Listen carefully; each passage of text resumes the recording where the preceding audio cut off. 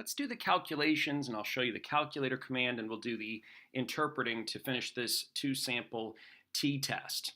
So we are interested in looking at the distribution of the difference of the sample mean for Schaff and the sample mean for Hull. So the expected value of the difference of those two sample means, those are a random variable, and I'm taking the difference of these two random variables. The expected value is just the true mean of Schaff minus the true mean of Hull. But understand, in the null hypothesis, we assume that that's 0. So that's going to be 0 if the null hypothesis is true. Remember, we assume the null hypothesis is true in order to calculate our p-value. So now, to calculate the variance of this difference of sample means, we need to remember that we always add variances. So even though we're subtracting the two random variables, we're adding their variances. And the variance for the sample mean for Schaff comes from the sampling distribution. This is the standard deviation of the sample divided by the square root of the sample size. So sample size of Schaff, I need to take this standard deviation for Schaff's sample, divide by the square root of the sample size. That's the standard deviation of this random variable, but I have to square it to turn it into a variance. Same thing, I need to take the standard deviation from Hull's sample, divide by the square root of the sample size for Hull. That's the standard deviation of the random variable. Squaring it makes a variance so that I can add. So let's find those values. So I will run one variable statistics on my data, which are in list 1. So the mean is 9. The standard deviation is 10.6. So there's 10.6 divided by the square root of 22. So I can run one variable statistics also on the data from Hull's class. So one variable stats on list 2. Her sample standard deviation is 19.2 divided by the square root of 22. So these are changed into variances by squaring them. I can add the variances if these are independent random variables. That's why that condition was so important. And then you have to take the square root to calculate the standard deviation. So it takes a little time to get this into the calculator and do this by hand. Let's see if I can get it in there correctly here. So the square root of, so here we go, the first thing I want to do is take the 10.6 and divide by the square root of the sample size, 22. I'll close the radical. I'll close the first expression and square it, so I have a variance. Plus, here's my second expression, 19.2 divided by the square root of the sample size. I'll close the radical, close the expression, square it to make a variance, and close the radical. So here is the standard deviation for the difference between these two sample means. We'll call it 4.68. So all of these values are important so that we can actually calculate our t-score and our p-value. So the p-value can be found by considering the likelihood of a difference in means larger than what we've actually observed here. So my mean, if we look at the one variable statistics again, the sample mean for my students was 79. The sample mean for Ms. Hull's students is 77.7. So the actual observed difference, 79 minus 77.7, that actual observed distance is 1.3.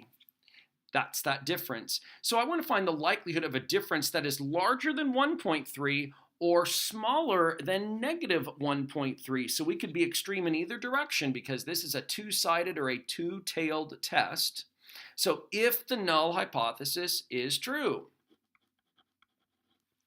To do this, we're going to find the t-score and the probability of one side or tail of this hypothesis, and then we will double it. So we also, to calculate the p-value, are going to need degrees of freedom because this is going to be a t-score. So conservatively, for the degrees of freedom, what we want to do is look at the two sample sizes. In this case, they're both 22. So if they were slightly different sample sizes, I would want to find the smaller sample size, and I would want to go one less than those sample sizes, and I would want to choose the smaller one. So in this case, it doesn't really matter. Both of the samples are 22, so 22 minus 1 is 21. So that gives me 21 degrees of freedom. So those are the degrees of freedom we're going to use to calculate the p-value. So here is the t-statistic. I want the likelihood that t is greater than the following. So here is the observed sample difference between the two sample means, 1.3. So we are calculating right now the likelihood of getting a value that is more extreme than that on the positive side. We're looking at the greater than side. Now we've assumed the null hypothesis is true. So that's why, remember, the expected value of the difference between these two sample means under the null hypothesis, the expected difference is 0. So that's why we subtract 0. Now we've assumed that the null hypothesis is true. We are going to divide by the standard deviation of our sampling distribution. That's 4.68. So now I can calculate my t-score. So 1.3 minus 0 divided by the 4.68. That gives me a t-score of 0.278. So you should already know we're going to get a relatively large p-value here. So to do this, we're going to use the shade t command. You could use the tcdf command also. This is going to be our lower boundary. You want to put in a large upper boundary then, and then 21 degrees of freedom. So you're going to want to run the shade norm, rather not the shade norm, you're going to run the norm window program to set the correct window in order to set this. That's the way we've been doing this in class. I'll set it by hand. So -3, 3, and 0.5, -0.2, 0.4, and 0.1. So I'm going to go ahead and turn off my other plots. I'm not really interested in seeing that data again. I already know what it looks like, so I'm going to turn off those plots. And then I'll go to second distributions, and under the draw menu, I'm going to use the shade t command. So I'm going to put in my z-score, 0.278, or in this case my t-score, forgive me, there's my lower boundary. We'll put in 100 for the upper boundary, and then our degrees of freedom of 21. So this will give us our p-value, the probability of getting values that are larger than what we've observed. So that p-value is already quite large. It's 0.392 if we round it. So understand we also need to include the probability of getting a value as extreme on the other side. So that would include z-scores of -2.78 or lower. So of course that p-value is going to be exactly the same as this one. So we really only need to calculate one of them and we can double it. So this p-value is 0.392. So it's a double-sided test, so I'm going to double the 0.392. And that gives me a p-value of 0.784. So I would hope that you realize that this two-sample t-test with this t-statistic and this p-value, I have a very large p-value. So at any reasonable level of significance, 5%, 10%, I will not be able to reject the null hypothesis. We'll interpret that in just a second. I want you to realize that we've worked really hard and we've tried to review the concept of working with a random variable, combining random variables in order to calculate our t-score and the pieces we need to calculate that t-score. Of course, your calculator will do this for you automatically by using the two-sample t-test command, although the calculator does it in a slightly different way using a less conservative number for the degrees of freedom. Let me show you how to do that. So stat button, go over to tests. We've been using a t-test in our one-sample scenarios. Here we want to use a two-sample t-test. That's option number 4. So it's nice and convenient. You've already entered your data into list 1 and list 2. So list 1, L1, list 2, L2. You don't need to change your frequencies. Here is the alternative hypothesis that we have specified. We will never use pooling. You want to leave this as no. And then calculate. You should recognize the t-score. You should recognize the p-value. You won't, however, recognize the degrees of freedom. So built into the calculator is a much more sophisticated way of calculating the degrees of freedom. There are more degrees of freedom the way the calculator has done this. So there is nothing wrong with the calculation that we have initially done. However, our calculation was quite a bit more conservative. So in this case, they're relatively close. We got a slightly larger p-value. So using this degree of freedom, you'll get a slightly more, if you will, accurate p-value. So it's just a little bit smaller. So our t-score is very similar. Well, that didn't copy very well. Sorry about that. Our t-score, we'll call it 0.281, whereas by hand we got 0.278. So that difference is essentially the way that we've rounded. So using, and it's important that you write this down, using 32.77 degrees of freedom. So the p-value that we have now is, call it 0.780. So notice we had 0.784 using 21 degrees of freedom. Again, I do not expect you, it's not part of our curriculum to determine these degrees of freedom, but it is important that you report what you get from the calculator, because if you needed to reproduce this p-value, if your t-score is wrong, the degrees of freedom are needed to determine if your p-value is at least consistent with your t-score.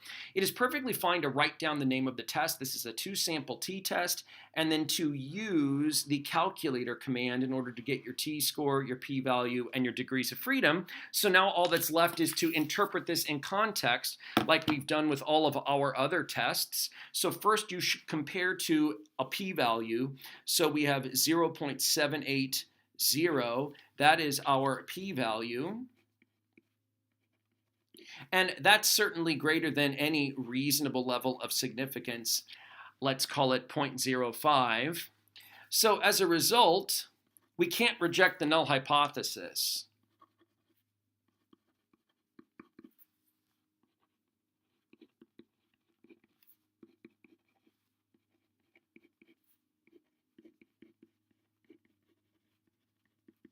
So understand, it's important to state your p-value, compare it to a specific level of significance, and then state your decision.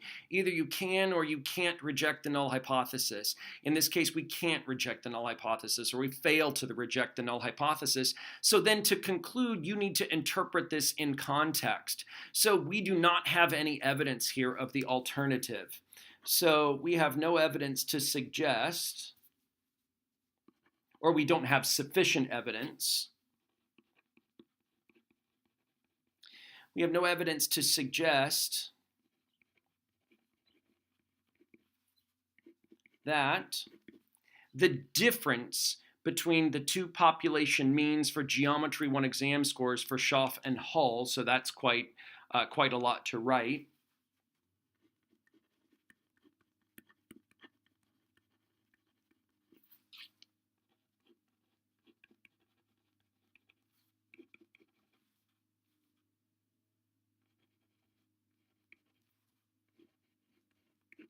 The difference between the mean Geo 1 exam scores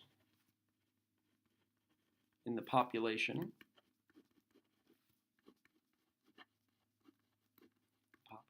for Schaff and Hull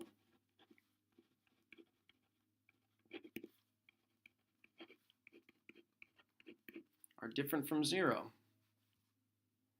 I suppose is different from 0. We have no evidence to suggest that the difference between the mean Geo 1 exam scores in the population for Schaff and Hull, the difference, we have no evidence to suggest that that difference is different from 0.